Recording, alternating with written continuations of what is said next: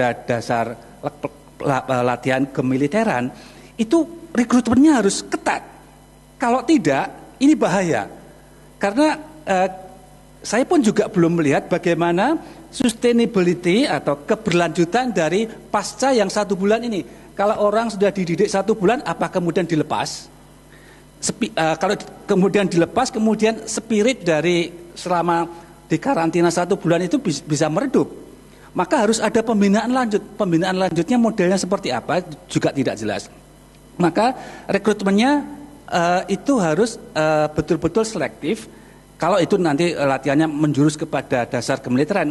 Kalau tidak selektif dan tidak jelas sustainability-nya, pembinaan pasca itu, ini jangan-jangan, kan sekarang ini pengangguran juga cukup tinggi. Nah, ini menjadi sesuatu bom waktu, bahaya ini. Makanya mari kita duduk bersama untuk kita bicarakan, terutama pada elemen di Kementerian Pendidikan Nasional dan di Kementerian Ristek, karena elemen bela negara itu sudah ada. Kalau itu tidak efektif, mana yang kurang efektif itu dibicarakan. Mungkin tantangan desain yang misalnya kurikulum kewarganegaraan yang lalu itu sudah tidak aktual lagi karena tantangannya sudah jauh berbeda dengan yang sekarang. Ini perlu juga dibahas ancaman apa ke depan. Dan modelnya juga bermacam-macam, karena ini menyangkut masyarakat. Itu kan ada yang anak-anak, ada yang remaja, ada dewasa, ada yang orang tua. Profesinya juga bermacam-macam, mereka sebarannya juga bermacam-macam. Bela negara masyarakat yang ada di perbatasan tentu akan lain. Model bela negara masyarakat yang ada di perkotaan. Ini tidak pernah dibicarakan. Apakah ini hantam kromo, artinya disamaratakan, juga tidak efektif.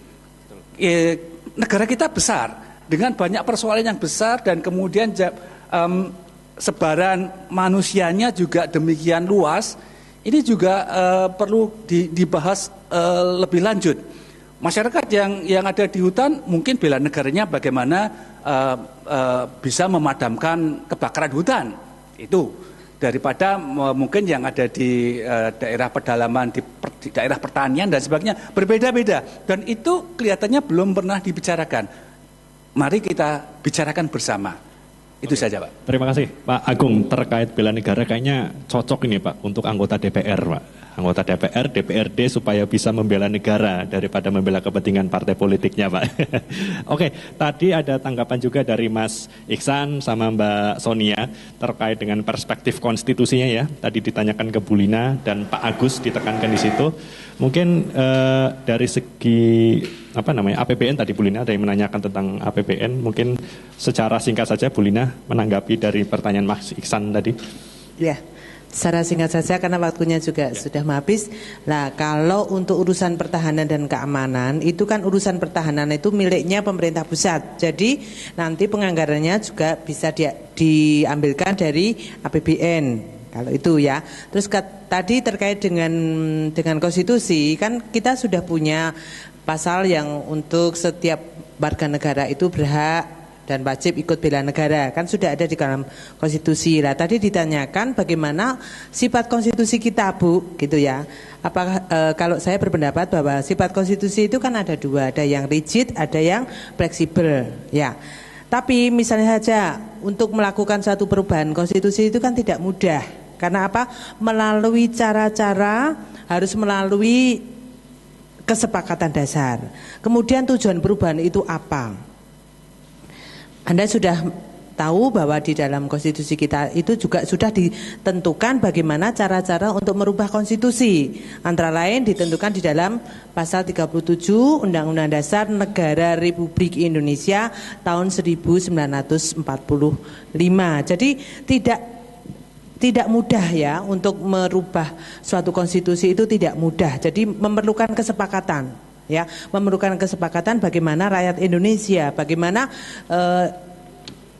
alat perlengkapan negara kita yang mempunyai tugas untuk mengubah konstitusi itu sendiri. Itu tidak mudah. Jadi kemudian terkait dengan anggaran. Misalnya tadi dikemukakan bahwa untuk pendidikan itu kan anggarannya 20% Bu dari APBN. Lah hal ini kan harusnya itu kita duduk bersama antara pemerintah, DPR dan juga elemen-elemen masyarakat. Kalau memang ini undang-undang bela negara nantinya kalau kita sudah punya undang-undang itu akan dilaksanakan, itu kan butuh apa ya namanya komitmen dari pemerintah, komitmen dari warga negara dan juga wakil-wakil rakyat kita yang duduk di DPR. Jadi tidak semudah itu untuk melaksanakan, untuk menentukan prioritas pun berapa persennya anggaran itu untuk bela negara dari APBN pun tidak semudah itu. Saya kira itu Pak. Ya, terima kasih Bu Maria Madalina. Terkait tadi mungkin Pak Agus ingin menambahkan, kira-kira model konkretnya seperti apa sih Pak? Tentang bela negara ini mungkin Mas Iksan masih diberikan pencerahan dari Pak Agus. Baik, begini, saya termasuk orang yang sangat setuju bahwa pendidikan militer itu memang tidak menjadi utama ya, bela negara itu, tapi pendekatannya harus pendekatan sipil. Maksud saya begini. Jadi basis utamanya itu lebih pada basis pendidikan ya, bukan basis militer. Kalau pertanyaannya pendidikan kewarganegaraan yang model bagaimana yang ideal, itu memang kalau kita evaluasi sistem kurikulum yang kita gunakan dalam pendidikan kewarganegaraan dari sekolah dasar sampai perguruan tinggi itu, memang lebih banyak mengajarkan teori-teori ya. Yang belum ada itu kan soal praktek. Jadi mestinya ada pembelajaran PKN itu diiringi dengan praktek apa yang menjadi ancaman bangsa ini. Saya melihat ancaman terbesar negara kita ini adalah soal internal sebenarnya, bencana alam. Maka pendidikan kewarganegaraan itu diarahkan pada kepedulian sosial. Karena itu setiap mahasiswa dari sejak SD sampai perguruan tinggi, mahasiswa terutama SD, SMP, SMA itu harus didorong punya kegemaran untuk punya kepedulian sosial. Dia harus ikut dalam tim SAR misalnya, dia tahu soal tim SAR, dia ngerti bagaimana menjadi seorang penolong dan paramedis, dia bisa tahu bagaimana cara menolong ketika menghadapi bencana dan lain-lain. Nah ini yang tidak ada. Karena itu kalau ini mau dikaitkan dengan soal bela negara, sebetulnya pendidikan bela negara itu harus diarahkan kepada 3 hal menurut saya. Yang pertama itu soal kesiapan pada saat menghadapi bencana. Itu juga bagian dari bela negara. Karena negara itu bisa punah kalau terjadi bencana alam. Dan kita ini bencana alam luar biasa. Itu yang pertama menurut saya. Yang kedua, itu adalah kesiapan membuat konsep tentang menjadi korban perang. Ya, ini penting. Karena korban perang ini sangat mungkin terjadi menimpa orang sipil. Kita lihat jutaan ribuan orang dalam dunia perang itu, dia tidak bisa mengatasi dirinya bagaimana kalau terjadi peperangan. Sipil itu siap menjadi orang yang korban perang. Apa yang mesti dilakukan? Itu. Nah yang ketiga yang terakhir, justru menjadi cadangan tentara militer. Itu di terakhir menurut saya, bukan di awal. Maka kalau ini mau dipakai sebagai konsep, hemat saya, tiga-tiganya harus menjadi terintegral. Tapi harus ada prioritas. Justru pendidikan dasar militer itu ada di akhir menurut saya. Yang pertama bencana, yang kedua adalah kesiapan untuk menjadi mampu bertahan dalam korban perang, dan yang ketiga adalah menjadi tentara cadangan. Di titik itu orang diajarkan tentang dasar-dasar militer. Nah, kalau ini mau diintegrasikan dalam kurikulum yang dipakai dalam bela negara Menteri Pertahanan Keamanan itu, yang ingin